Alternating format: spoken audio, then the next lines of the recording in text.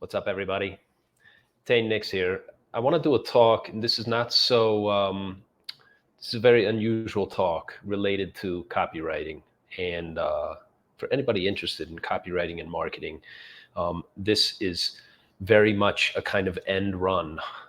This is not, 10 new ways to do subject lines or some new framework that I found that works on Google Ads or a big win that I had with a new sales letter, anything like that. I want to tell you about a trip I just took. I just got back from Dubai, my very first time there. It's an overwhelming place the first time you go. It's really impressive, and all of that was completely secondary to the event that I was there to attend. I was asked to present at a gathering of some very, very smart, wealthy, successful people, essentially brainstorming ideas for how we're going to all squeeze through the eye of the needle that is the next decade. And so it was a fascinating topic. It was a really compelling, interesting group of people to be around, a lot of very smart people implementing all kinds of solutions.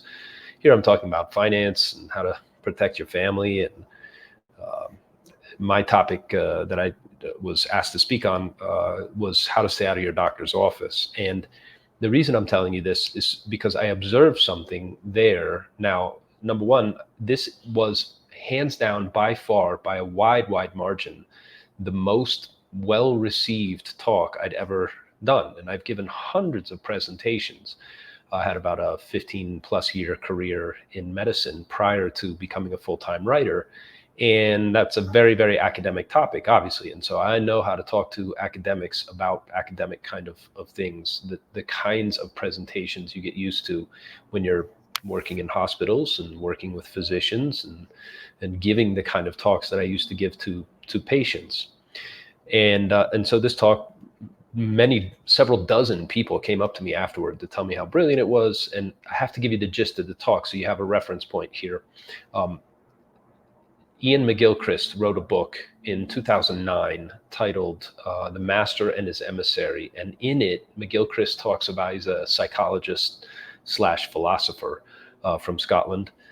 It's a brilliant treatise on hemispheric differences and the cognitive realities that each hemisphere has now, right? With enough research, we can say conclusively, is responsible for. In other words, human beings are actually two people, because the left hemisphere makes sense of the world in the way that, say, an administrator would make sense of the world. Checklists, very reductionist kind of thinking, separate from the whole, right? Very focused and specialized in one specific area. That's left hemispheric kind of cognition. And that's where language resides too. And so language lends, certainly in the West, Western languages do lend to this kind of reductionist phenomena of making sense out of things by separating them from the whole. Okay, this is a leitmotif that comes up again and again. And then the right hemisphere, obviously, is the complementary opposite to that. It tends to think in terms of process, in terms of relationships. This is happening over here, which means something else must be happening somewhere else. What's the pattern? What's the interactive kind of interrelationships between phenomena? So you have one hemisphere that cognizes reality in one way. You have another hemisphere that cognizes reality in another way. And what I discovered during my time in medicine through a series of very strange things that happened to me in my 20s, 30s, and 40s was that medical systems in the world, the two dominant medical systems, I should say, also correspond to this precisely, absolutely adhere to these exact hemispheric cognitive differences that McGilchrist was writing about in his wonderful book. And so modern Western medical practice is very much a reductionist kind of medical model. It's really, really excellent at focusing down on what, right? Molecules, molecular biology, chemistry, right? And manipulating health and illness at that level of cognition, at that level of reality, let's say. The reductionist reality is very good. It lends itself to, it's pretty good at emergency care. It's by far the best emergency medical system we've ever discovered because it tends to think of and cognize the body as a machine, right? And that has some utility, but it doesn't have a lot of utility when it comes to daily symptoms of chronic disease. And so my big contribution to medicine, such as it was to really detail and highlight for doctors that there is this other older medical system, the best version of which, the best version of the holistic medical model that we have comes out of China. Everything from Asia came out of China originally, right? Japanese medicine, Korean medicine, all of these things came out of China, in that China was the cradle of civilization for that part of the world. And so the ancient Chinese medical system is a really outstanding model for how to think, a very right hemispheric kind of way of cognizing health and illness. And lo and behold, it gives you tremendous advantages in managing and treating, and even in many cases, eliminating chronic conditions. Aging is, of course, a chronic condition. And so everybody has to deal with chronic degenerative kind of illness at some point, even if it's just the aging process and you don't have a named diagnosis of a named chronic disease.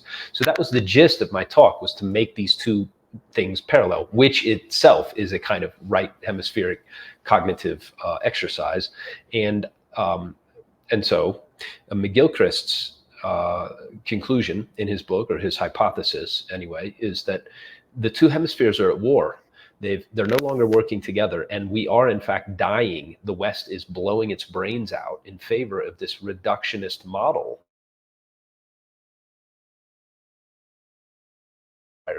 The entire apparatus of society's institutions has been taken over by left hemispheric thinking. He's absolutely correct on this, right? If you scratch beneath the surface, you realize that the reason that the West is going off the rails is because there's one kind of mentality that is determined, right, to stay in charge, and they're absolutely certain that nobody else has any other better way of looking at things. So they're completely closed off to any other possible solution. All of those are characteristics of the left hemispheric cognitive model of thinking.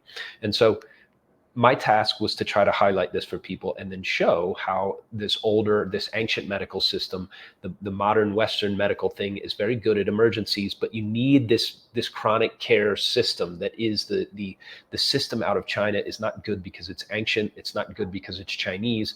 It's really, really superior when it comes to chronic illness, because they diagnose and see the problems related to chronic illness in patterns of symptoms.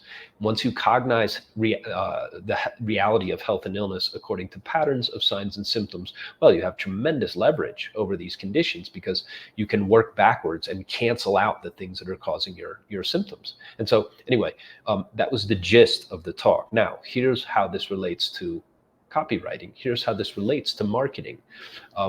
My talk was sandwiched in between several other presenters. I found out later that the fellow that talked before me, he was talking about biohacking and right, all kinds of sort of strange, eccentric kind of things you can do.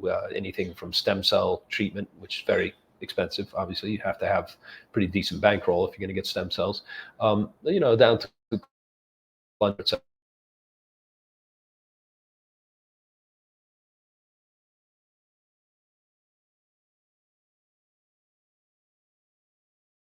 course, nothing but fad. It's an extension of the fad diet, fad health and wellness phenomenon. There's not a lot of rhyme or reason as to who should do any of those things. In other words, there's nothing specific about, well, this person would benefit from cold plunges. No, the idea is that everybody should do cold plunges all the time. It's like, obviously that's not true, right? There's people who probably won't benefit from that. And so anyway, I found out later the man was very, very wealthy. He's kind of a superhero, actually. I told him so at the end of the event. He's a really tremendous figure. It almost seems like, like he goes home at night and plugs himself into the wall socket in order to recharge, because he's just all energy all the time. Very successful financially, runs multiple businesses and companies, and just has an incredible life that he's created for himself, and good for him. But one of the things that I noticed about several of the other presenters, not just the one that preceded my talk, was they couldn't think like copywriters. They couldn't think like somebody writing to or presenting to an audience about what they may be most interested in. In other words, many of the presenters took the perspective of presenting about what they themselves believed was important. And fair enough, you have to start with that premise. You have to start somewhere. If you're going to start with a presentation, you're going to start with what you know, and presumably what you know is also of keen interest to you yourself. But that as a copywriter, I'm less concerned with what I think about the things that I'm talking about, and I'm more in the mindset of, and what does my audience actually care most about? And so I made a big effort. It was a 30-minute presentation, which is very short. That can go by very quickly, or it can be disaster if you don't know what you're doing. And strangely enough, at 2 a.m. the day of the presentation, I was very concerned that, like, is this going to hit? Is this going to miss? Do I have the right topic and the right material for this audience? And again, it was the best received talk I've ever given out of hundreds and hundreds of presentations that I've done in my career. And I think part of that had to do with the way I set the talk up. And obviously, I'm going into this room cold. I didn't know these people at all. It wasn't like the event itself was not about how to stay out of your doctor's office. So this had to be something that got to the point that people in the audience really wanted to know about really quickly. And it had to be germane, it had to be on point, it had to be really on topic for what the people in the room were most curious and interested to hear about. Well, if you think about it, that's no different than a really good sales letter. And this was my big revelation, was that listening to some of the other presenters, I was aware that if you haven't been a marketer, a copywriter, a business owner, somebody who has to sell products to other people, it's entirely possible that your presentation is mostly focused on you, right? You, the person doing the presenting. My talk, I think, partly landed the way that it did, and was such a hit in the way that it was. I didn't think it was a particularly brilliant performance, right? But I haven't done a lot of talking and presenting since I became a full-time writer. So that's about 6-7 years now. And as my very first talk back to a room that was obviously not just capable of grasping this kind of high-level parallel, this message about the parallels between brain cognition and medical systems, which is not a light topic for anybody. Not only were they able to grasp it, but they felt like I really spoke to them. It was a room of about 75 people. It wasn't a big gathering, but to have that many people come back and say, hey, great job. Like, you really nailed it. That's the most brilliant presentation of a really interesting topic that I've heard in a long time in my life, et cetera, et cetera. That was the best talk in a week. That I heard that over and over again was, of course, very flattering, but it was also, I think, testimony to the last 6 or 7 years that I've spent as a full-time copywriter, trying to get a sense of how to size up and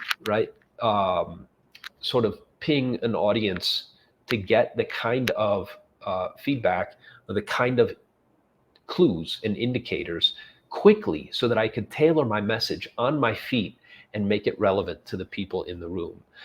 It's the only way I can really easily explain what happened. And why the talk was so well received. And so this thing about really knowing your audience, this thing about, obviously, as copywriters, very often in the end, we're doing the best we can. It's a kind of game of battleship, right? Where you're lobbing ideas over and you don't exactly know the coordinates that you're aiming for. And if you write in a certain niche long enough, obviously you get better and better at this. Hopefully you get better and better at it as you know that audience, as you know and come to understand that market better and better. But again, I had no way of knowing how this would land. And so I had a couple targeted questions, and I have made a habit in my life as a presenter, as a speaker at the front of the room, in trying to sound out the audience very quickly. And I did that also in this case, about 5 or 6 questions to the audience, just as I primed them for what it was I was going to present. But I felt very much like I was writing copy while I was on stage. I felt very much like a salesman, even though I didn't have any call to action. I was presenting an idea, and they absolutely bought it. They clicked the buy now button by the time I was done. And so that's my lesson for this week, right?